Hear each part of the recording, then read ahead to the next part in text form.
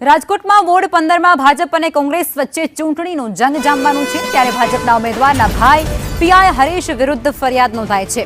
કોંગ્રેસના ધાક ધમકીના આક્ષેપ પર ભાજપ દ્વારા પલટવાર પણ કરવામાં આવ્યો છે।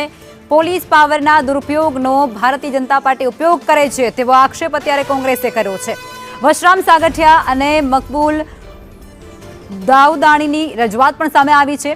ચૂંટણી વિભાગ દ્વારા રજા રદ કરી અને હાજર થવાના આદેશો કરી દેવાયા છે। કોંગ્રેસના ઉમેદવારને ધમકી આપ્યાની ફરિયાદ છે, જેમાં ભાજપ ઉમેદવાર નિલેશને આક્ષેપોને પાયા વિહોણા પણ ગણાવી દીધા છે। ભાજપના ઉમેદવાર નિલેશભાઈ હેરબા અમે પ્રચાર કરી રહ્યા હતા, ત્યાં મળ્યા, મારું બાવડું પકડીને એક બાજુ ધકેલી લઈ ગયા। મને એવું કહેવામાં આવ્યું કે ભાઈ તમે મારા ભાઈની વિરુદ્ધ કમ્પ્લેન શા માટે કરો છો? મેં એને કીધું ભાઈ તારા ભાઈ નોકરી કરે છે, આ ન કરવું જોઈએ તમારે, લોકો તમે ગેરકાયદેસર કામ કરો, આચાર સંહિતાનો ભંગ કરો છો। પરંતુ એના જે વાણી વર્તન જે ખરાબ હતું એ હું આપને ન કહી શકું, એવું ખરાબ વર્તન મારી સાથે કરવાથી મેં એની વિરુદ્ધ લેખિતમાં અરજીઓ પણ આપી અને લેખિતમાં અરજી કરી, મૌખિક કલેક્ટર મોરબી સાથે ચર્ચા કરી।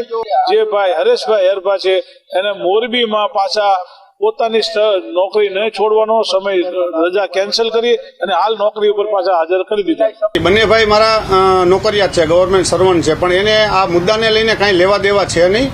ચૂંટણી પ્રચારમાં એ કોઈ દિવસ જોડાય નહીં અને એ એનું કામ કરતા હોય છે, અમે ચૂંટણીલક્ષી કામ કરતા હોય છે।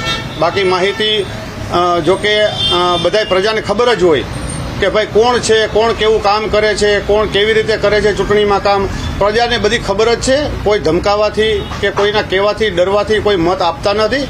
પ્રજા અત્યારે બધી ટૂંકમાં જુઓ તો સમજણ જ છે, એટલે કોને કામ કર્યા છે એ પ્રમાણે બધાને મત મળતા જ હોય છે। મેં એવું કીધેલું કે ભાઈ વસરામભાઈ, હું તમને વડીલ માનું છું અને કાકા કહું છું, એટલે તમે જે આક્ષેપો કરો છો એ ખોટા આક્ષેપો કરો છો, પાયા વિહોણા છે। તમારે ખરેખર આ સિનિયર લોકો છો તમે, અને તમારે ખરેખર આ તમારા મોઢે આ ન શોભે। હું આવું સમજાવતો હતો એને।